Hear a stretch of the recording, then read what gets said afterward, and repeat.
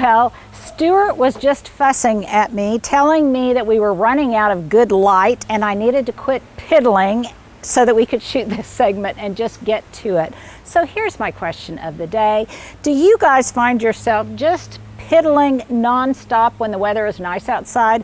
You just kind of fluff the pillows, you move a pot from here to there, you may put a throw out, you may decide to repot something at the last minute. So for you, is fall prime piddling season, prime piddling weather? There's my question of the day for you. Now, I wanted to show you this area because for a couple of different reasons. I want to show you my fall refresh for the various rooms of my garden. This room, you guys know that I refer to as the Bistro area. It is just outside these French doors that hold our mom and pop chairs, and yes, I do have a little jack-o'-lantern that's inside there that kind of winks at us when we sit out here in the evening because it's perfect sitting outside weather. So a couple of things. One, when I started realizing when it was outdoor seating weather or outdoor sitting and entertaining weather, that it really streamlined things if I would kind of treat my outdoor living spaces like they treat them at resorts. And by that I mean, you know, when you go stay at a nice resort, and if you are an early bird and you get up early in the morning, maybe you're going down to the pool or whatever to put your towel and reserve your seat, or you're just checking out the pool, and there will be pool attendants that are out there, and they will be fluffing the cushions on the lounge chairs.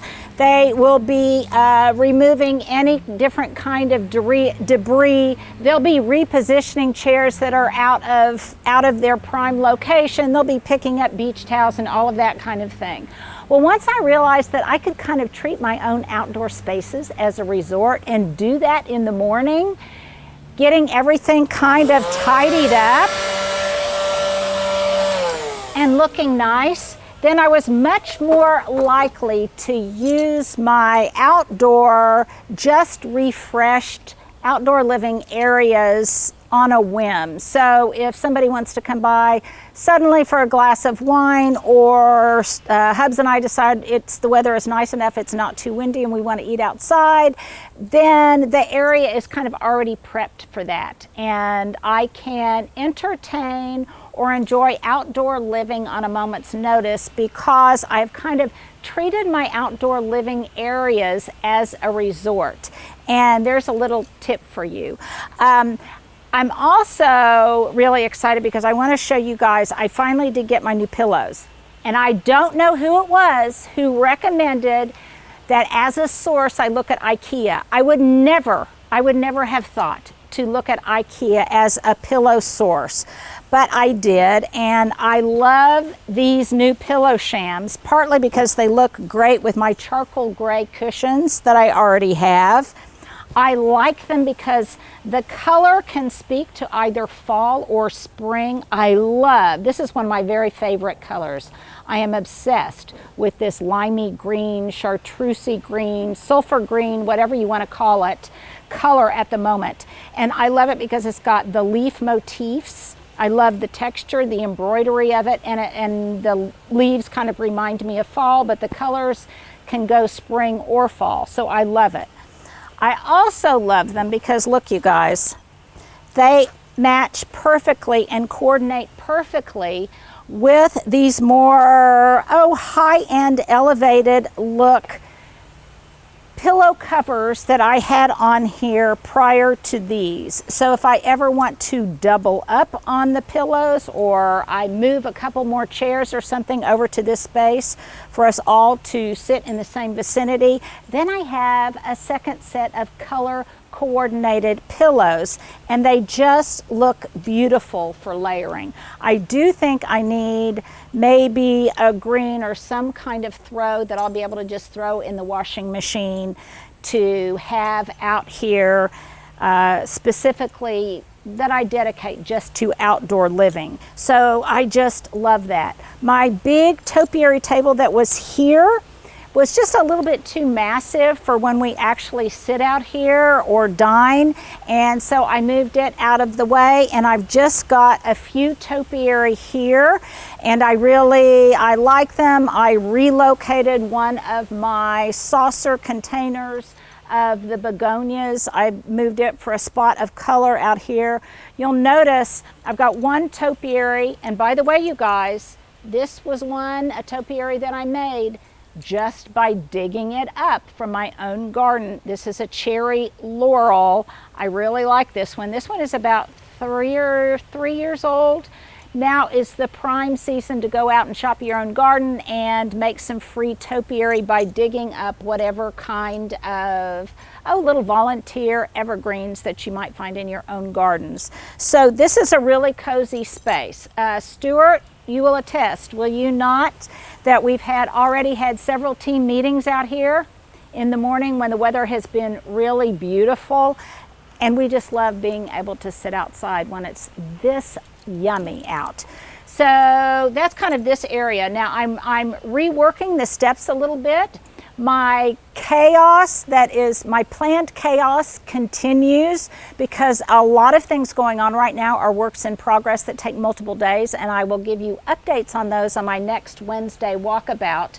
But I've got some boxwood that I'm getting ready to plant in here. You can see that they've been somewhat brutalized, but I'm going to try to fix them and mend them and whip them into shape and plant them into that planter.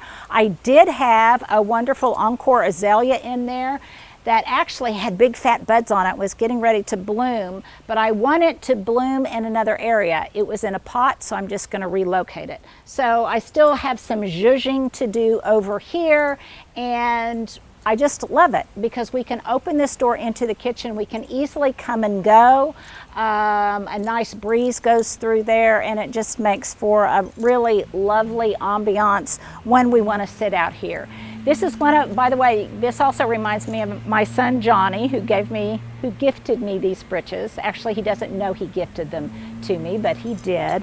I love sitting out here because this is one of my son Johnny's favorite places to sit when he's home, and he especially loves fall and sitting out here with a glass of wine or tea.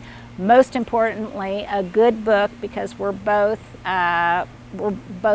rabid bibliophiles, and we like to sit out here and drink a cup of tea or a glass of wine and read, and he especially loves it because he loves fall. He lives in Singapore now, so he doesn't get this kind of weather, so I can't wait for him to come home when we can all sit outside together again. I made another change over here. I've got just kind of a little bit of a representation of some gourds here and some gourd topiaries that I gave a little spit and polish to. One of my beautiful peach mums that I got up at Bricks, and we'll put a card up to our shopping expedition there. I've got some of them in the window box. Stuart, if you don't mind, just kind of slowly show that I've got some of them in my window box there that match this one, so they harmonize with other things in this space. But I moved this multi-layered table over here. It was in a different location because this is something that I can kind of use as a sideboard. So if I want to have roasted weenies out here, or if we want to make s'mores, or we want to have tea and some goodies out here. When I have meetings, I try to always have some kind of little snack and some drinks, so I can stage it out here, and it makes a wonderful little sideboard for entertaining, for serving drinks or whatever. So I don't have a lot of stuff on it, lots of negative space. So again, it will make my kind of resort theory, it will make quick and easy, effortless, spontaneous entertaining that much more effortless and that much more likely to happen. Stuart is laughing. So, why are you laughing? Because for me, I have to think through things because I'm not a great planner, and I have a hard time being spontaneous. So I have to plan my spontaneity. I support it, whatever makes it happen. Especially if you're the recipient of some of the goodies and the snacks and the drinks that I put out. So there is my phrase for today: planned spontaneity. Plan your spontaneity so that you can be more spontaneous in the future. It's one of the reasons that I get so much done is because I'm so lazy. So I get a lot of stuff done because I'm lazy. So that's what you would call kind of a contradiction in terms, but nevertheless, it kind of makes weird sense to me. And then I've got my topiaries here. I'm getting ready to do kind of a domino stair-step thing with some of my boxwood specimens. And I'll show you what that looks like later as part of my moving things around, replanting things. Now's kind of the time to do it because even though it's starting to get a little bit spicy out here right now, in the mornings it's beautiful, in the evening it's beautiful, and so it's a good time to do it so things can kind of get in. Now right now Stuart is just being he has such equilibrium, and I just can't believe he is able to have such composure because he's got all sorts of little bees and things flying around him. No mosquitoes though.